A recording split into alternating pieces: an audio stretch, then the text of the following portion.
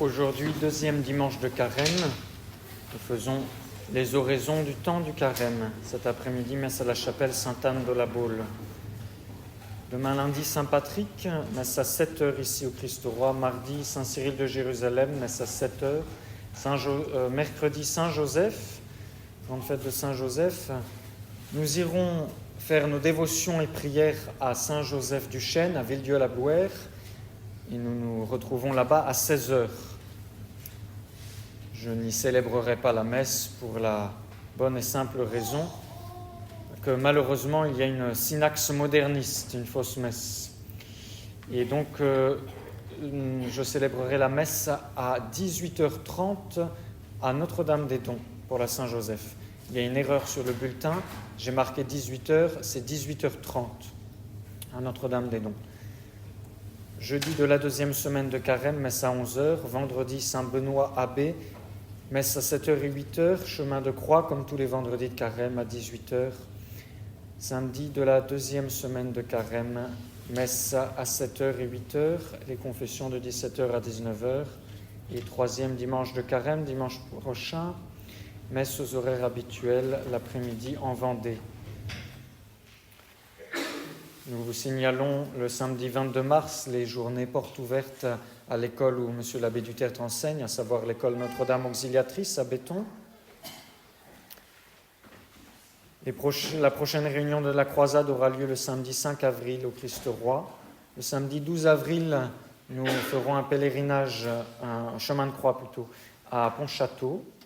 Ce week-end sera un week-end avec les brigandages Saint-Michel, un week-end pour jeunes hommes. Et également, nous signalons aux familles dont les enfants feront leur première communion après Pâques, le samedi 26 avril sera une journée de récollection pour ceux qui souhaitent, donc pour les enfants, à Saint-Maurice, encadré par les sœurs. Et il y a également pour les familles deux petits livrets de préparation à la première communion, des trésors. N'hésitez pas à vous servir à l'entrée de la chapelle.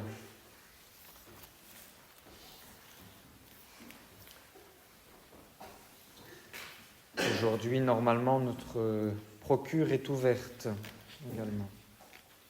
Je rappelle également le cours de catéchisme que je donne en ligne sur un groupe Telegram auquel vous pouvez avoir accès via Notre-Dame-des-Dons. Je recommande particulièrement aux adolescents qui n'ont plus le catéchisme à l'école ou par leurs parents et qui doivent continuer à se former. Et bien sûr pour les catéchumènes. Je donne ce cours le mardi soir à 19h en ligne, mais les enregistrements sont disponibles après. Au nom du Père et du Fils et du Saint-Esprit, ainsi soit-il. Après avoir vu il y a 15 jours les privilèges et les titres de Saint Joseph, voyons maintenant les vertus et les invocations au glorieux époux de Marie. En voulant parler des vertus de Saint Joseph, la première chose qui nous vient à l'esprit, c'est ce passage de Saint Matthieu où il est dit de lui qu'il était un homme juste. Marie, étant fiancée à Joseph avant qu'ils habitassent ensemble, il se trouva qu'elle avait conçu de l'Esprit Saint. Mais Joseph, son époux, étant un homme juste et ne voulant pas la diffamer, résolut de la renvoyer secrètement. Ce mot de juste a un double sens. Il s'agit d'abord de la vertu de justice, et puis, dans le langage biblique, un homme juste désigne également un homme droit, c'est-à-dire un homme dont la volonté est parfaitement soumise à Dieu et dont les facultés inférieures sont parfaitement soumises à la raison. Donc un saint. Et on parle de justification quand on reçoit la grâce sanctifiante au baptême ou à la confession. On commence à devenir saint. Appliqué à Saint Joseph, ce mot juste de l'Écriture sainte a une double signification également.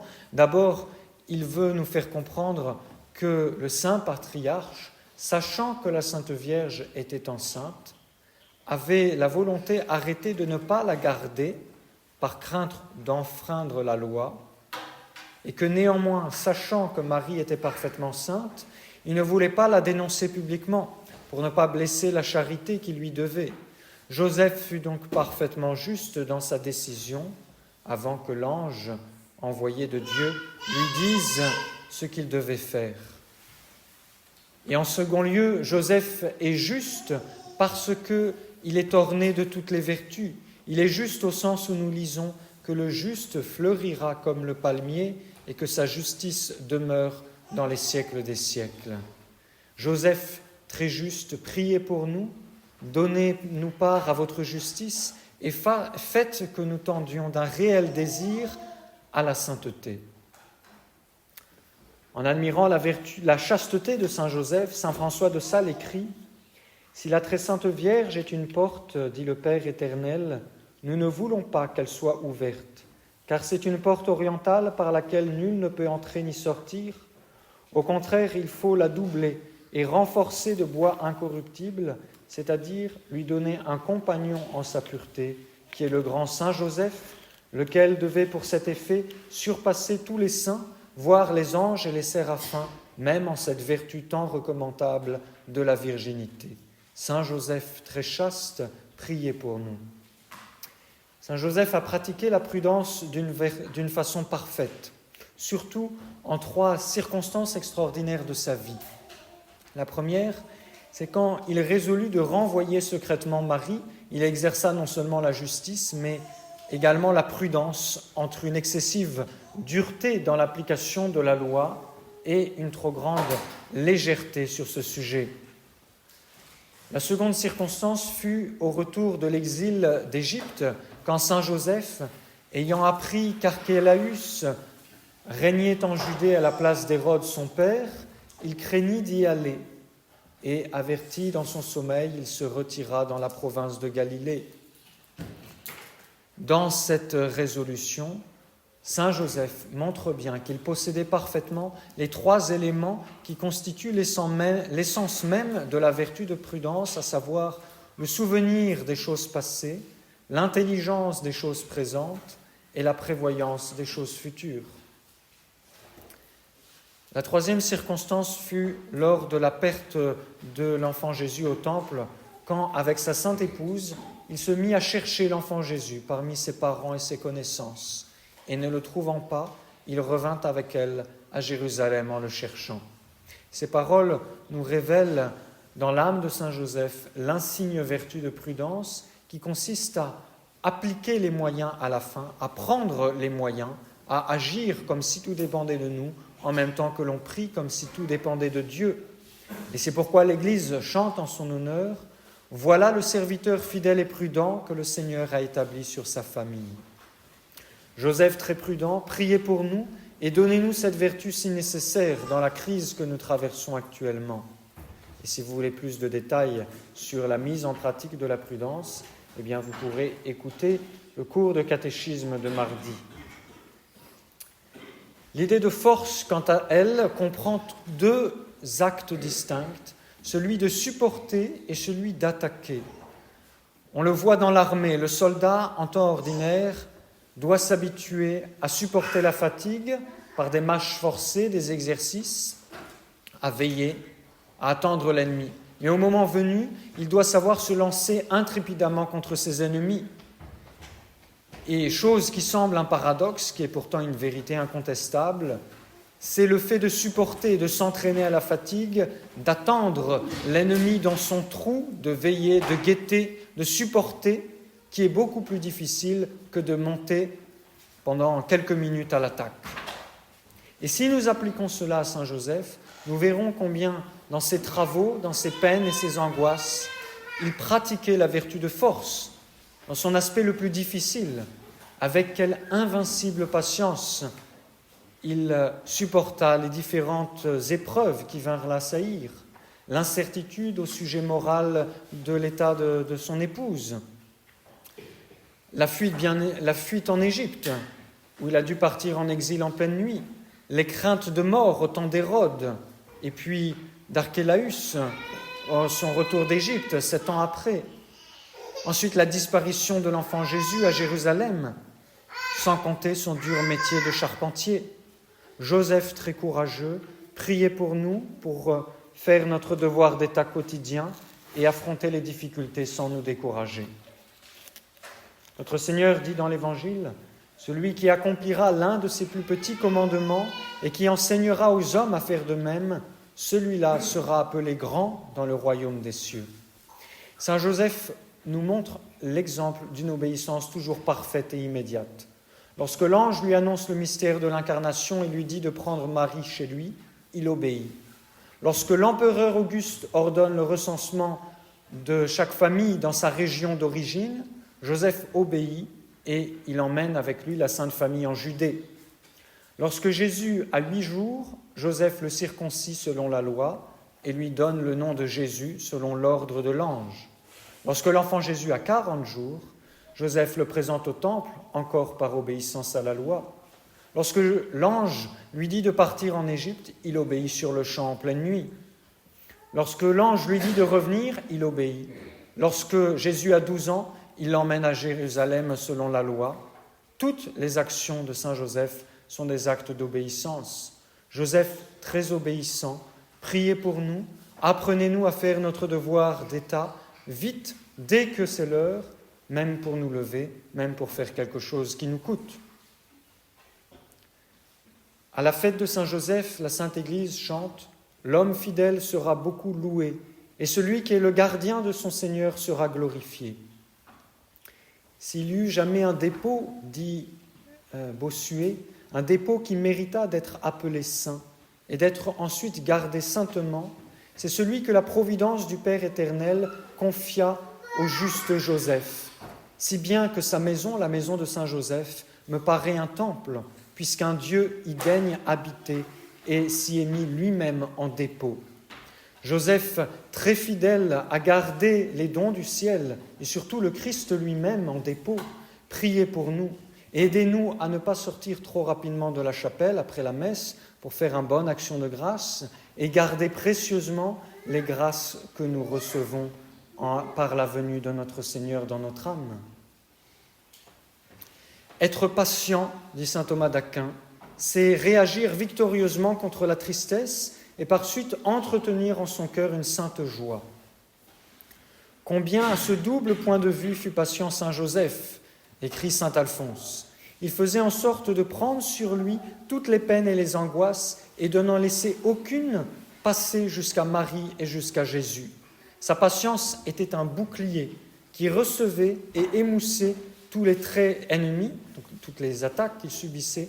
Sa vocation, son bonheur, consistait à s'immoler quotidiennement au profit de Jésus et de Marie.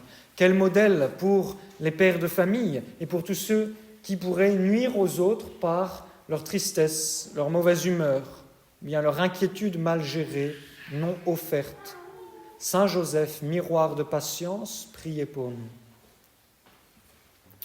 Nous passons maintenant, après les vertus de Saint Joseph que nous devons imiter, à certaines invocations où il est très puissant. Dans une maison religieuse de Savoie, au milieu du XIXe siècle, la caisse de la sœur économe était à peu près vide. Mais le problème, c'est que les religieuses devaient payer une somme de 2000 francs, sans savoir si elles pourraient acquitter cette dette. Il y avait encore 9 jours avant l'échéance de la facture, et elles résolurent de faire une neuvaine en l'honneur de Saint Joseph. Elles la firent avec ferveur et confiance, et comme le matin du dernier jour, quelqu'un se présenta, la sœur lui demanda pourquoi c'était. C'était pour obtenir l'argent qui lui était dû. La sœur lui dit « Attendez, revenez ce soir ». Et elle pensa dans son cœur « La neuvaine n'est pas encore finie ». Et dans l'après-midi, quelqu'un qui ne dit pas son nom et que personne ne connaissait sonna à la porte du couvent et remit à la sœur juste la somme qu'elle devait rembourser quelques minutes après. Saint Joseph, qui a vécu pauvrement, aime ceux qui font une confiance absolue à Dieu dans leurs besoins.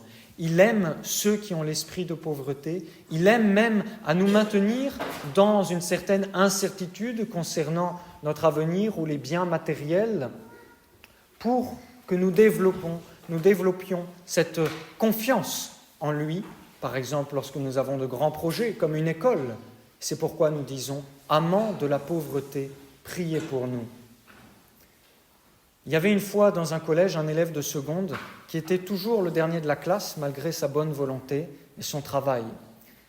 Alors il est allé trouver son professeur religieux en lui demandant comment il pouvait faire pour ne pas être le dernier. Et son professeur savait bien que son élève n'était pas très doué, que malgré tout son travail, il ne pourrait pas faire beaucoup mieux. Alors il lui recommanda de prier Saint Joseph. Arrive le jour de la composition de grec, avec un passage très difficile à traduire. Le professeur voit avec peine son pauvre élève se gratter la tête, réfléchir dans tous les sens. Il sera encore le dernier, pense-t-il. Tout d'un coup, l'élève met sa tête entre les mains et, une minute après, il l'enlève, le front réjoui. Il avait prié Saint Joseph et compris le passage le plus difficile de la version. Il fut le seul de la classe à bien traduire ce passage. Et dorénavant, cet élève ne fut plus le dernier et il obtint même un prix à la fin de l'année. Invoquons Saint Joseph pour notre travail, surtout ceux qui ont du mal, ou surtout quand c'est pénible, à la longue. Saint Joseph, modèle des travailleurs, priez pour nous. À Valence, en Espagne, il y avait un pieux marchand qui faisait chaque année, le jour de Noël, une pratique de dévotion envers la Sainte Famille, Jésus, Marie, Joseph. Et cette pratique consistait à recevoir ce jour-là de Noël à sa table 3 pauvres, un vieillard, une dame et un petit enfant.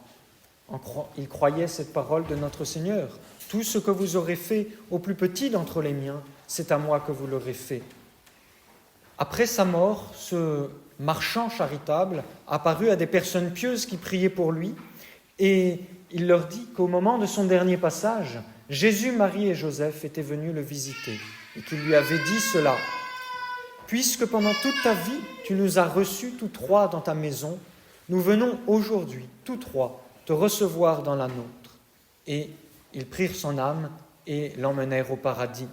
Heureux marchands, heureux ceux qui soutiennent les familles catholiques, par exemple en payant une partie de la scolarité des enfants, parce que les écoles catholiques coûtent cher.